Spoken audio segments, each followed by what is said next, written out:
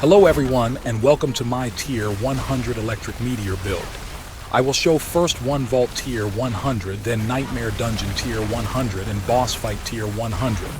In parallel with gameplay, we'll show all build info starting at 1 minute in video after few important notes about build. Defenses are very high. In all gameplay you see I play around 8,000 armor. I use no pots and no disobedience. The reason why I don't push armor this season is the new event Gauntlet that we will have soon was presented as Tier 70. I choose damage reduction aspect instead of disobedience. If you want cap again armor for penalty, it is an easy swap. Now, as I was asked in my previous chain build video how I got 3 stacks of Tal Rasha. Maybe some do not know Shatter Key passive provides the cold damage for 3rd stack of Tal buff. I do like blasting the maps and the vaults, so I favor Shatter as we have permanent freeze besides stuns with the Frostburn gloves.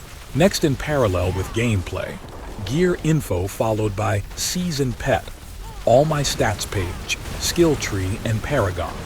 I have made chapters in video if want to navigate to specific one. Also, there should be a full planner in description of video with the recommended affixes too, as on some gear I miss what I did want, especially the plus rank mastery skills on Amulet. On the weapon aspect, Shattered Stars for more triggers of X-Fall Ring. The build invest a lot in triggers of area damage X-Fall. Flicker for infinite ultimate. Beside extra DPS, this helps sustain mana permanent combined with Thibaut Pants without investing more in mana sustain. Dodge and spam ball lightning throw Meteor hard cast when you want, and crackling energy around you will fill all mana you need beside Thibaut Pants trigger. Usually, I do not even hard cast Meteor, they are often triggers of enchantment. I keep it for suppressors or big groups. Frostburn constant freeze with infinite ultimate. On the chest, you can easy play Raiment if you are going for bosses, or for new event if it will be only Tier 70 will be no issue. Starfall Coronet. I have it with baddish cooldown, but to be honest, you do not even need maxed roll in such mixed build. Half of fights and maps you do not even care hard cast it as the Meteor enchantment trigger often enough. I do miss plus rank of mastery skills. Have tried so many times re-roll, but game hates me lately. Replace rank of defensive skills for it, or 1 damage reduction affix. On the amulet, swap for Storm Swell and put gravitational on offhand. I have gravitational on amulet as I am bit struggling aspects creating multiple builds as solo player. This way, we buff even more X-Fall, also Meteor, as it is a mix build. Tal Rasha has 3 stacks of buffs with cold damage element come from Shatter Key passive. X-Fall triggers a lot of times with damage depending on buffs can range in 2 millions plus.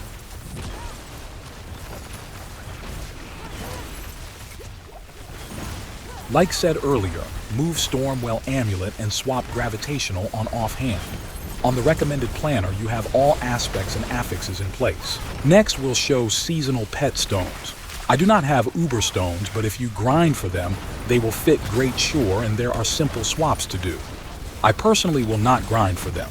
I believe they exaggerate continuing with this easy content run around with horses for hours. Most boring stuff for most valuable items in game. When they will provide Uber boss materials drops for doing Tier 100, I will include Uber versions of my builds. This season as a solo player, I skip all Uber's grind. None of my builds will have a single one. I don't want to be part of supporting such behavior of developers, interested only in their skin market, not be balanced about it in comparison with player experience. I get it that should be an incentive in game for people to buy skins or groups, but is too much already for me to accept. Listen, I am not negative about game. I am just not made for such content. Running around 1 hour with a horse makes me more tired than 10 hours in Tiers 100. I do not care about horse skins or Uber bosses that die one-shots and reward you the most. I am just being honest and also reasoning why this season I will not make Uber builds. I understand they will change itemization in Season 4, so I can only hope they wake up and care also about solo players' experience and players that do not like to run around with horses half of day. Now back to build resistances and defenses. Resistances are capped from Intelligence Stat and Paragon. You do not care about them on gear when max level glyphs and high item power accessories, as they provide extra innate all resistances. Build has a lot of damage reductions and are very easy swaps if want more DPS and less defense for new content gauntlet. Can swap one defensive glyph or change chest to raiment unique. In fight, the stat all damage reduction is even higher because of passive skills buffs. If have all the proper gear, as in my build, you do not need invest in mana more. It is permanent sustain with no investment in maximum mana or reduction cost. I do not recommend play this build shape if you are missing Tableau or Flicker. If you miss them, you need focus, mana sustain more. On the skill tree, first 2 points in Firebolt are for enchantment, then passive elemental dominance for damage increase. Both Flame Shield and Teleport skill provides unstoppable for Tableau pants. Teleport has very low cooldown, most of times can keep Tableau buff only with it. Spam Ball Lightning with dodge and teleport in fights, both of them should be permanent on cooldown. This way, you also keep up the permanent barrier with protection passive skill if fill the short gaps with Flame Shield and Lightning Spear. Only stop for a brief moment to hard cast Meteor if have it like me on left click, otherwise will not cast it. Be aware also if you have Meteor on left click, it needs a target to press it, otherwise will just do move command. After the season patch, Lightning Spear also apply vulnerable beside the constant stuns. Take the usual defensive passives Mana Shield and Protection for permanent barriers, and the Conjuration Mastery for free DPS buff during ultimate, as we have like permanent ultimate with Flicker Boots. Like said in gear info, I do miss crucial affix, and yet DPS is just fine.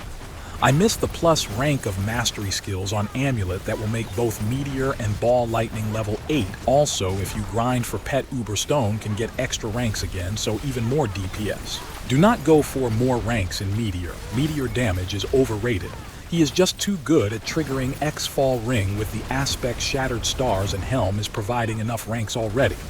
It is a mixed build with DPS split between X-Fall, Ball Lightning, and Meteor, with probably Meteor raw damage being the least. If check my previous season Meteor build tier 100 when was blasting it without the unique helm that was add this season, I had again not much investment into Meteor, but in X-Fall. Shatter Key passive is providing third buff cold element for Tal Rasha Ring. This is not the main reason I pick it. It's just too good with Frostburn gloves in such a mix DPS build. With Infinite Ultimate, you will see Meteor enchantment trigger a lot of times, as you can see in my gameplay. Many times I do not hard cast Meteor unless meet big groups or suppressors. This is one thing very good of my build.